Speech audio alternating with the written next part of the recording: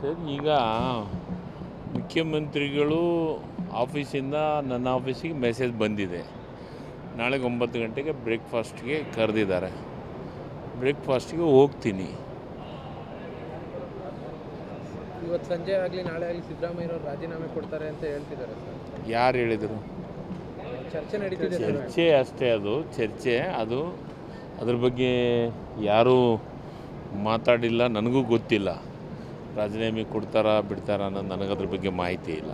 ನಾಳೆ ಬೆಳಗ್ಗೆ ಬ್ರೇಕ್ಫಾಸ್ಟಿಗೆ ಕರೆದಿದ್ದಾರೆ, ಹೋಗ್ತಾ ಇದ್ದೀವಿ. ಡಿ ಕೆ ಶಿವಕುಮಾರ್ ಅವರು ಮುಂದಿನ ಸರ್, ಅದ್ರ ಬಗ್ಗೆ ಅದನ್ನ ಬಗ್ಗೆ ಏನೇ ನಿರ್ಧಾರಗಳು ಮತ್ತೊಂದು ಎಲ್ಲದೂ ಹೈಕಮಾಂಡ್ ತೆಗೆದುಕೊಳ್ಳುವಂಥದ್ದು.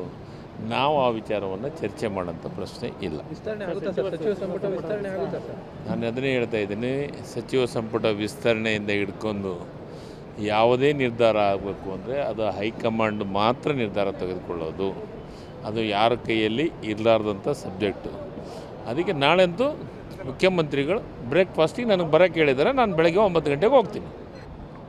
ಸರ್, ಈಗ ಮುಖ್ಯಮಂತ್ರಿಗಳು ಆಫೀಸಿಂದ ನನ್ನ ಆಫೀಸಿಗೆ ಮೆಸೇಜ್ ಬಂದಿದೆ. ನಾಳೆಗೆ 9 ಗಂಟೆಗೆ ಬ್ರೇಕ್ಫಾಸ್ಟ್ಗೆ ಕರೆದಿದ್ದಾರೆ. ಬ್ರೇಕ್ಫಾಸ್ಟ್ಗೆ ಹೋಗ್ತೀನಿ. ಇವತ್ತು ಸಂಜೆ ಆಗಲಿ ನಾಳೆ ಆಗಲಿ ಸಿದ್ದರಾಮಯ್ಯನವರು ರಾಜೀನಾಮೆ ಕೊಡ್ತಾರೆ ಅಂತ ಹೇಳ್ತಿದ್ದಾರೆ ಸರ್. ಯಾರು ಹೇಳಿದರು? ಚರ್ಚೆ ನಡೀತಿದೆ ಸರ್. ಚರ್ಚೆ ಅಷ್ಟೇ, ಅದು ಚರ್ಚೆ. ಅದ್ರ ಬಗ್ಗೆ ಯಾರೂ ಮಾತಾಡಿಲ್ಲ, ನನಗೂ ಗೊತ್ತಿಲ್ಲ. ರಾಜೀನಾಮೆ ಕೊಡ್ತಾರಾ ಬಿಡ್ತಾರಾ ಅನ್ನೋದು ನನಗದ್ರ ಬಗ್ಗೆ ಮಾಹಿತಿ ಇಲ್ಲ.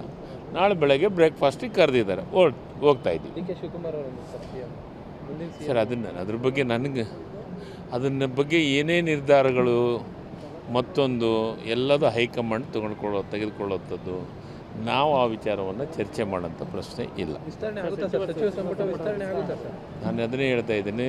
ಸಚಿವ ಸಂಪುಟ ವಿಸ್ತರಣೆಯಿಂದ ಹಿಡ್ಕೊಂಡು ಯಾವುದೇ ನಿರ್ಧಾರ ಆಗಬೇಕು ಅಂದರೆ ಅದು ಹೈಕಮಾಂಡ್ ಮಾತ್ರ ನಿರ್ಧಾರ ತೆಗೆದುಕೊಳ್ಳೋದು. ಅದು ಯಾರ ಕೈಯಲ್ಲಿ ಇರಲಾರ್ದಂಥ ಸಬ್ಜೆಕ್ಟು. ಅದಕ್ಕೆ ನಾಳೆಂತೂ ಮುಖ್ಯಮಂತ್ರಿಗಳು ಬ್ರೇಕ್ಫಾಸ್ಟಿಗೆ ನನಗೆ ಬರೋಕ್ಕೆ ಹೇಳಿದ್ದಾರೆ. ನಾನು ಬೆಳಗ್ಗೆ 9 ಗಂಟೆಗೆ ಹೋಗ್ತೀನಿ.